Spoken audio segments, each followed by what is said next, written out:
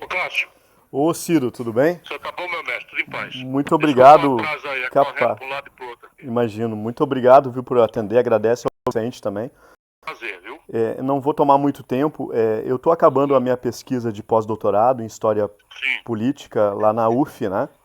Opa. Sob a orientação do professor Jorge Ferreira. Opa.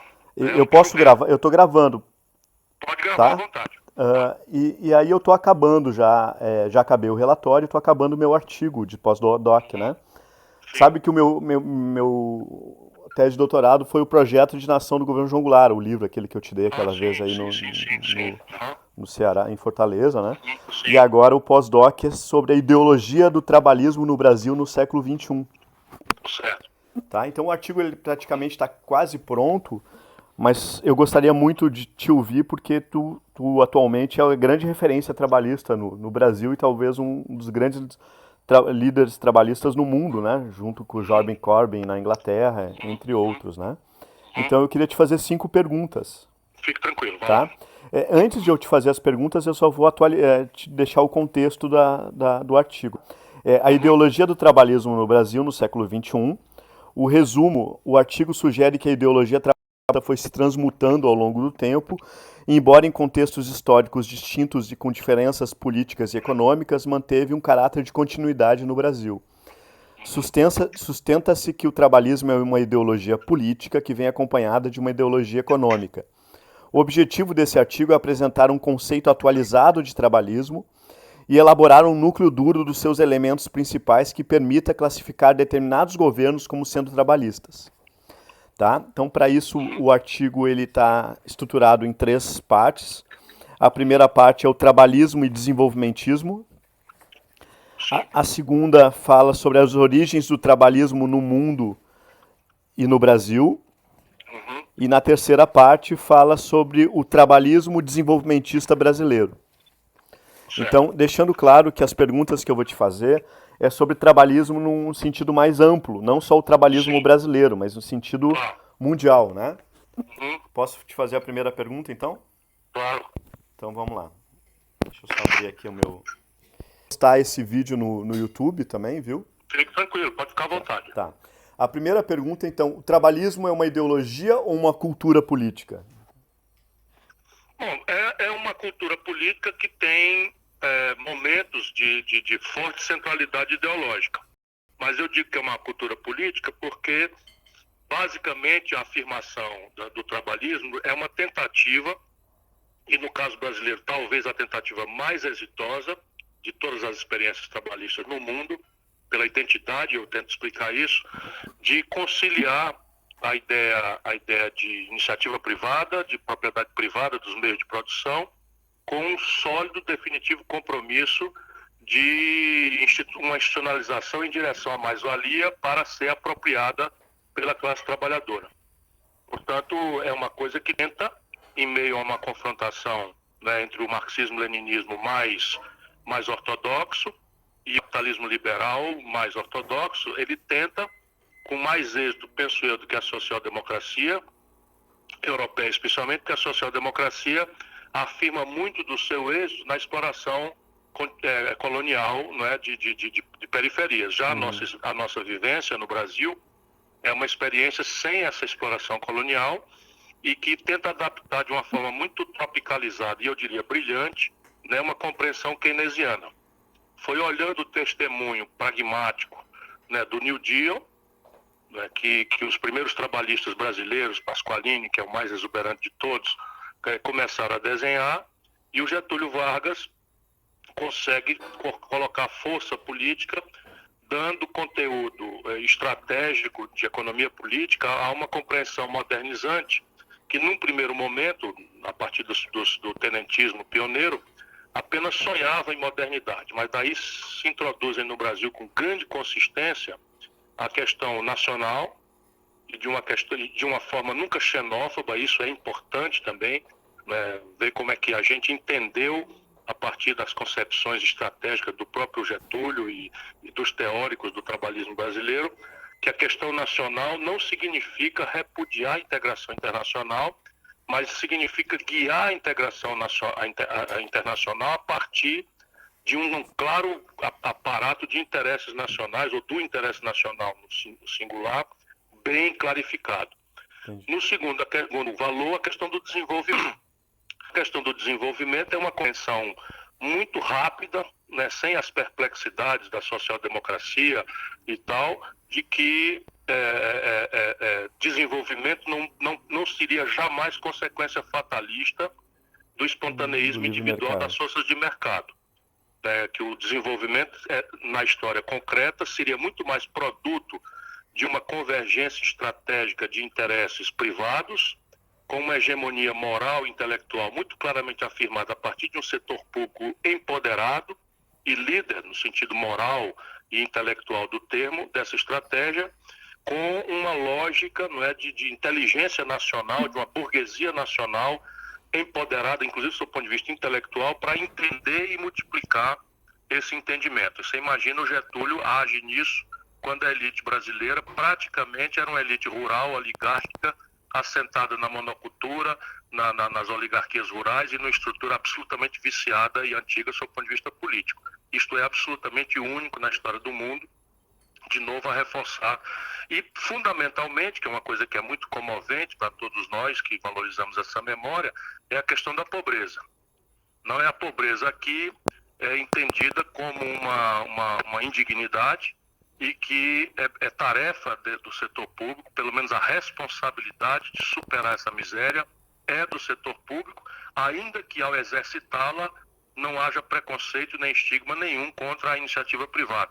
Ao contrário, a ideia aqui, ao contrário da social-democracia, é de que quando o Estado necessitado for, ele deve intervir, seja de forma regulatória, e aí o pioneirismo é a consolidação das leis do trabalho, não é? Seja de forma direta, quando o capitalismo nem tem poupança, nem tem iniciativa, nem tem pretensão, nem gula, né, para fazer, o Estado intervir e fazer. Tipo a Petróleo-Brás, né, que é a Petrobras, que é talvez o exemplo mais eloquente, porque quem estuda a história sabe que na data o Brasil, todos os relatórios do mundo bipolarizado, né, nós estamos falando ali dos anos 50, do auge da Guerra Fria, os relatórios norte-americanos, os relatórios soviéticos diziam que não havia petróleo no Brasil. E é em cima da negação disso, apostando numa inteligência brasileira e na construção de um caminho que a burguesia nacional nascente não tinha apetite, nem gana, nem energia suficiente, que vai lá e faz a Petrobras a partir da negação da própria existência de petróleo. Mas você tem outras coisas, né, nessa direção da superação da pobreza, para além do regulatório e da direção imediata da estatal como um instrumento encarregado de promover a velocidade na superação da pobreza e da miséria. Perfeito. Uma parte, aproveitando a tua resposta da primeira pergunta, tu consideraria o governo Roosevelt um governo trabalhista, embora o termo trabalhismo quase não é usado nos Estados Unidos? Franklin Roosevelt. O governo Roosevelt não pode se dizer trabalhista, porque é um governo que tem a mesma base, vamos dizer, teórica.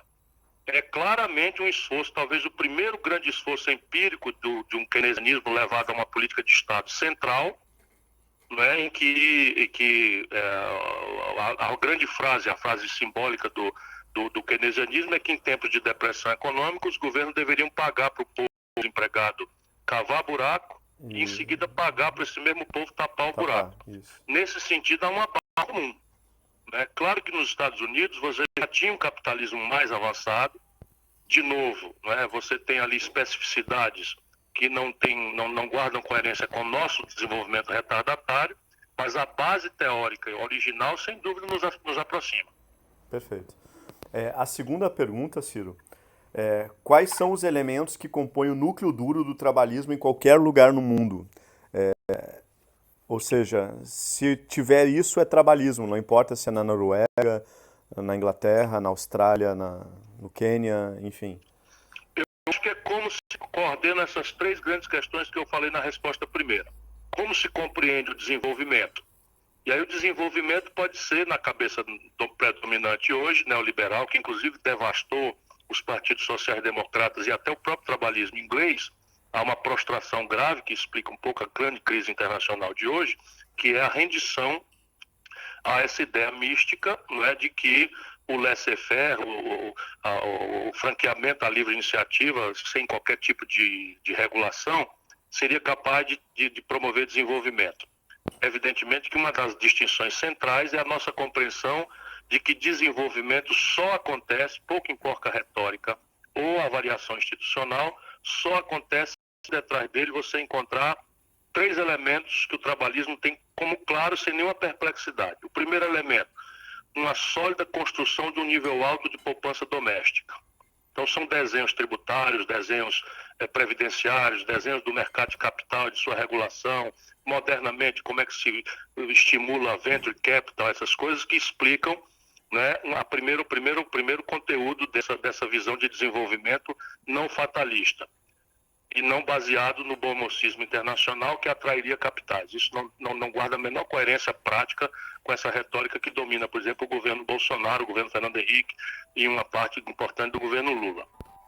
E o governo Fernando Henrique é quem introduz. A segunda coisa é, de novo, pouco importa a institucionalidade, é a centralidade da coordenação estratégica do Estado. Então aqui não há nenhuma perplexidade, nem medo de enfrentar críticas e ineficiências que o Estado eventualmente possa introduzir, porque essas deficiências para nós elas podem e devem ser corrigidas, mas nunca redução do Estado a uma dimensão mínima e sua desintrusão do domínio econômico. Nós sustentamos sem qualquer perplexidade que nenhum experimento de desenvolvimento no mundo aconteceu sem uma sólida presença do Estado. E a terceira questão é o investimento em gente. Desde a questão da proteção dos salários, da criação de um ambiente regulatório, de permissão de que o trabalhador aproprie a mais-valia de forma intensiva, que incorpore a sua renda, os ganhos eventuais de produtividade ciclicamente, mas e fundamentalmente uma aposta em políticas públicas emancipadoras da comunidade nacional, através de um processo de educação, há uma centralidade, no caso do trabalho brasileiro, sem nenhuma dúvida, né? Os Brizolões são 6.300 escolas, quando o Rio Grande do Sul ainda era um estado absolutamente agropastoril, em que a escola era uma escola para minorias ínfimas, e o Brizol, sem saber de onde vem o dinheiro, vai e faz isso. Depois você tem uma introdução entre nós, né, por Anísio Teixeira, por Darcy Ribeiro. Então é uma convergência poderosa esse investimento em gente, que vai desde a educação até a ciência e tecnologia, que modernamente é uma adaptação absolutamente aguda que o trabalhismo precisa fazer das suas concepções antecedentes. Perfeito. A terceira pergunta, são 5, tá? A terceira pergunta é uma pergunta, mas é quase que uma afirmação, né? Que o trabalhismo é uma experiência de estado de bem-estar social e quais as diferenças com a social-democracia? Como lhe disse, a social-democracia também é uma tentativa de sincretismo entre o marxismo-leninismo e o liberalismo, o capitalismo liberal. É uma experiência de êxito, produziu as melhores manchas de equidade socio-humanas no mundo, né? Na Europa especialmente, mas eu desconfio de que a social-democracia não seria viável sem o dreno colonial. Talvez essa distinção, né, de que sem o dreno colonial da estrutura, enfim, só muito recentemente desmontadas, não creio que a social-democracia poderia ter tido esse êxito. E sem uma inversão, que não é necessariamente neocolonial, que não é neocolonial, mas uma inversão pesada dos Estados Unidos para contrabalançar no teatro importante da Guerra Fria a influência do bloco soviético. Então esses dois fenômenos são típicos, mas nunca quiseram negar, né, estruturalmente as questões. Já o trabalhismo, ele tem uma proposta mais ansiosa, depende de suas próprias energias, por isso que o conceito de poupança nacional toma um relevo central que nunca tomou a questão nacional. Tanto que a Europa é um produto da social-democracia, sob o ponto de vista de concepção, né? E nós aqui, a questão nacional toma um relevo grave, porque nós olhamos essas questões a partir do nossa posição no terceiro mundo, no mundo de desenvolvimento retardatário. E nunca tivemos qualquer renda disponível a partir de esforços coloniais. Perfeito. A quarta pergunta, Quais as semelhanças e diferenças entre o trabalhismo brasileiro com o trabalhismo inglês? Veja, o trabalhismo inglês muito pouco tem a ver conosco, assim, sob o ponto de vista da autonomia conceitual. Ali me parece que é muito mais uma grife para a social-democracia do que a nossa. Porque não esqueça, por exemplo, o trabalhismo inglês se estabelece com uma Inglaterra, com uma Grã-Bretanha colonial. Não é pouca coisa não, era sob domínio inglês até a Segunda Guerra Mundial e logo depois dela, estava nada mais nada menos do que a Índia, parte central do Oriente Médio e do Oriente Próximo, né? Parte importante da África, né? Tudo isso faz uma diferença absolutamente central.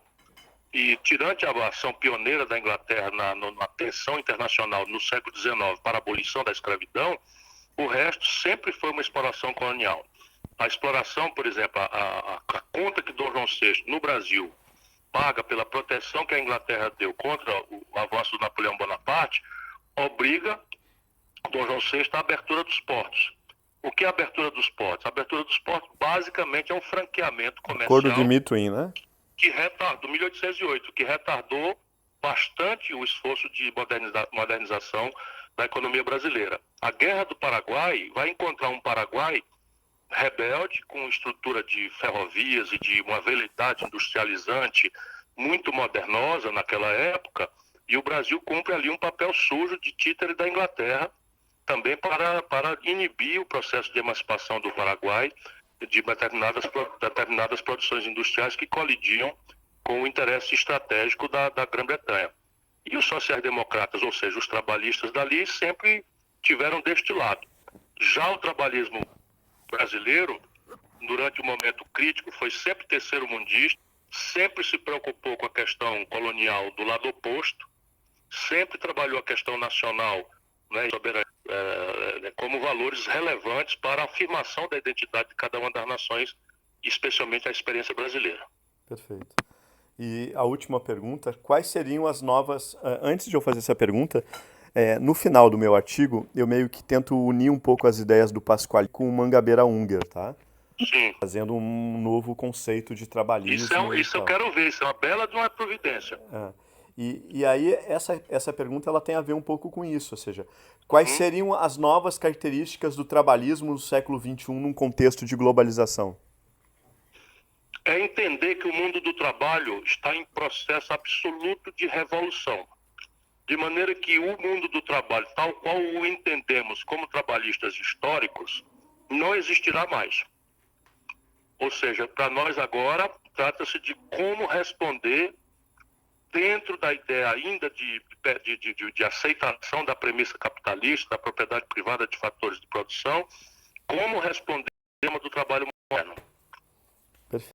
E daí derivam claramente iniciativas de renda mínima, por um lado, e de um esforço revolucionário de capacitação, qualificação e fortalecimento de um pulso empreendedor, né, da inovação dos nossos...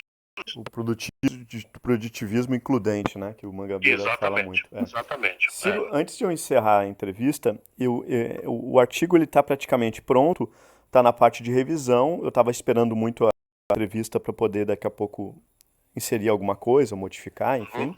E eu queria ler o conceito que eu elaborei de trabalhismo para ti com os elementos, e queria que tu desse a tua opinião para finalizar a nossa entrevista. Combinado. Tá. Então tá. Procurando contribuir na elaboração de um conceito para o trabalhismo mundial do século XXI, definimos 2 pontos. Trabalhismo como uma ideologia política, formulada ou executada de forma deliberada e implementada por um partido político ou movimento social, tendo como princípio básico a consistência de solidariedade com as liberdades individuais e democráticas, e que visa a prevalência dos interesses do trabalho sobre o capital por meio da valorização do trabalho, assim como promover uma estrutura educacional pública gratuita de qualidade, aliado a um sistema de produção com função social e que busca a inovação tecnológica e o empreendedorismo guiados pela visão estratégica do papel do Estado como promotor do desenvolvimento. Eu acho que está muito bem. Acho que está muito bem. Esse seria o conceito, né? Faltou, talvez a grande contribuição, entre outras tantas da tua entrevista, seja essa questão da poupança privada. Poupança nacional, Poupança isso nacional. eu acho relevante, e eu acho relevante na questão nacional como buscar formas de integração não subordinadas nessa divisão internacional do trabalho moderna, que assina para nós, da periferia de desenvolvimento retardatário, a ideia de que nós devemos ser fornecedores de matérias-primas baratas, enquanto a nossa gente justamente aspira a consumir os padrões modernos que a tecnologia e a manufatura desenvolvem. Perfeito.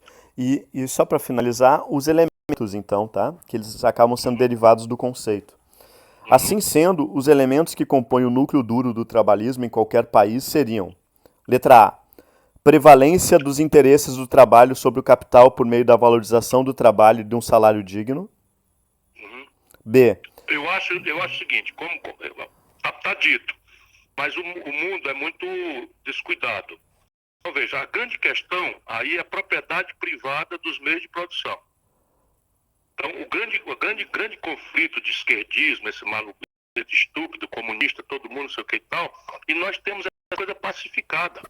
Nunca para nós a propriedade privada dos meios de produção em si foi um mal a ser abolido, que é uma colisão com os comunistas do Brasil, que sempre ficaram contra o Getúlio, contra o Brizola, etc. Porém, para nós, a propriedade privada dos meios de produção, que para nós não é um sacrilégio, deve ser subordinada à prevalência do interesse do trabalho. Perfeito. Letra B. Visão estratégica do papel do Estado como promotor do desenvolvimento. Isso. Letra C. Foco na educação pública gratuita e de qualidade. Perfeito. E de massa, né? Isso. Letra D. Incentivo à inovação tecnológica e do empreendedorismo.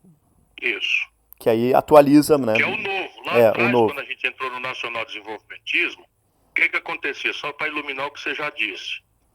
Lá atrás, os ciclos tecnológicos não tinham a centralidade que tomaram em matéria de produtividade, de agregação de valor, e se sucediam com grande lentidão.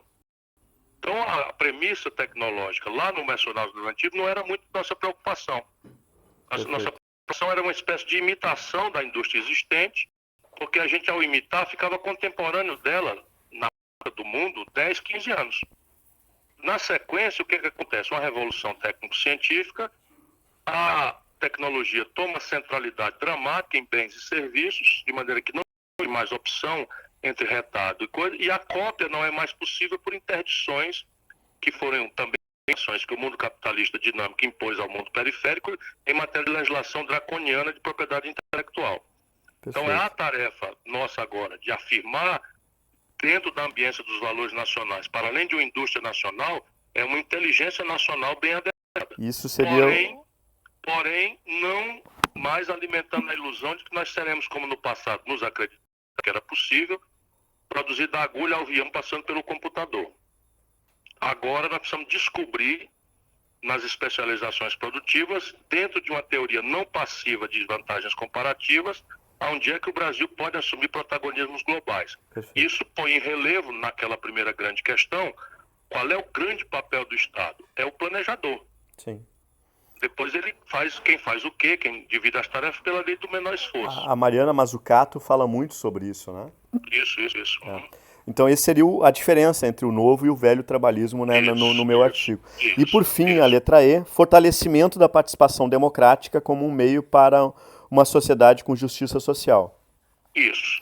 E aí, eu porém em relevo que sempre foi uma ideia que nos antagonizou com certas forças tradicionais da esquerda, é que nós fazemos uma aposta na emancipação das populações, tanto que a aposta em educação. E nós fomos vítimas da cooptação por cima, de forma aparelhista, das organizações da sociedade civil por grupos partidários. Lá no passado o velho Partido Comunista e mais recentemente o PT. É que a grande questão é que, como eu estou tentando fazer um conceito global, sim, claro. Eu não estou fazendo sobre o trabalhismo do Brasil, mas uma coisa mais ampla, né? Aí finaliza o parágrafo dizendo o seguinte, que na esfera econômica, o trabalhismo está umbilicalmente associado a uma ideologia econômica que visa o desenvolvimento socioeconômico por meio de uma ação indutora do Estado, em paralelo ao fortalecimento do trabalho sobre o capital, sempre tendo em vista a convivência harmônica entre trabalho e produção. Portanto, a valorização do capital produtivo em detrimento do capital financeiro, promovendo... Isso daí também é uma inovação que o trabalhismo moderno brasileiro. tem que aprender, que nós estamos trabalhando forte. Promovendo uma melhor distribuição da renda e da riqueza, objetivando obter progresso, desenvolvimento, igualdade e justiça social. Aí o artigo ele entra nessa questão da emancipação, ele entra nessa questão da defesa das minorias, etc., mas eu acabo tirando isso do núcleo... Não, faz bem, porque o identitarismo tem nada a ver conosco. Talvez a parte mais polêmica, que talvez eu possa ter uma discordância tua, é que eu trabalho no Brasil, que o trabalhismo foi acompanhado de dois tipos de desenvolvimento. O nacional desenvolvimentismo, do Getúlio, que aí, de certa forma engloba até o nacional reformismo do Jango, e o social desenvolvimentismo, que eu trabalho como se no governo Lula e Dilma foram governos desenvolvimentistas, embora não entre na questão nacional, né? Então, o que eu trabalho no meu artigo? Que a partir de 2006 a 2014, ou seja, eu retiro os 3 anos do governo Lula, do primeiro mandato, e retiro o segundo mandato da Dilma, de 2006 a 2014, houve uma tentativa de desenvolvimento, de um chamado social desenvolvimentismo, que seria dentro do trabalhismo, mas com um enfoque diferente do nacionalismo do Getúlio, do Jango, etc. Duas informações, não para você publicar, só apenas para seu uso e você processar. Eu interrompo a gravação um pouquinho. Não, pode gravar, não tem problema. Tá. Eu cansei de ouvir pessoalmente, não foi ninguém que me disse, do Fernando Henrique e do Lula, que a grande tarefa moderna no Brasil era encerrar o legado Vargas. O PT, por exemplo, era contra o imposto sindical. Só para te dar uma informação, certo? O governo Lula não interrompeu o processo de desindustrialização do Brasil, embora, e aí para entender o governo Lula ainda falta essa tese, empiricamente, na intuição pessoal do Lula, porque faltava projeto, o Lula tenha feito alguns gestos na direção correta de um desenvolvimentismo. Por exemplo, indústria naval. Então ele tinha essa intuição. A política pessoal. de desenvolvimento produtivo também, de certa forma? Não aconteceu. O Brasil, durante o período do Lula, desindustrializou-se pesadamente. Sim. Embora, volto a dizer, por intuição pessoal do Lula, o esforço de fazer via compra governamental, Petrobras, etc., a retomada de um indústria naval aconteceu. Isso é uma contradição com o que eu estava dizendo de falta de projeto. Mas, por exemplo, durante o governo Lula se aprofunda dramaticamente a dependência do Brasil em relação ao complexo industrial da saúde. Vou mostrar, por exemplo, o Brasil tinha autonomia para fazer insulina a partir de uma vivência biotecnológica e foi vendido por uma multinacional e fecharam. Entendi. Porque não havia uma política, havia a intuição do Lula e só. Sim. Ciro, eu gostaria de poder, se tu tem interesse, de te mandar o artigo e tu ler. Eu quero sim, assim que fazer... puder, manda pro Vicente que eu quero ler. Tá. Também te pediria mais uma coisa, se daqui a pouco se tu pudesse tentar falar com o Eduardo Moreira, daqui a pouco de eu fazer uma entrevista com ele também, eu acharia bacana, cara. Vou ver se eu acho ele, tá? Que tem crescido muito. E te agradecer muito a tua disponibilidade. Tudo, tá? É prazer, professor. Disponha, viu? Muito obrigado. Um abraço, parabéns aí pelo trabalho. Um abraço, tchau. Um abraço.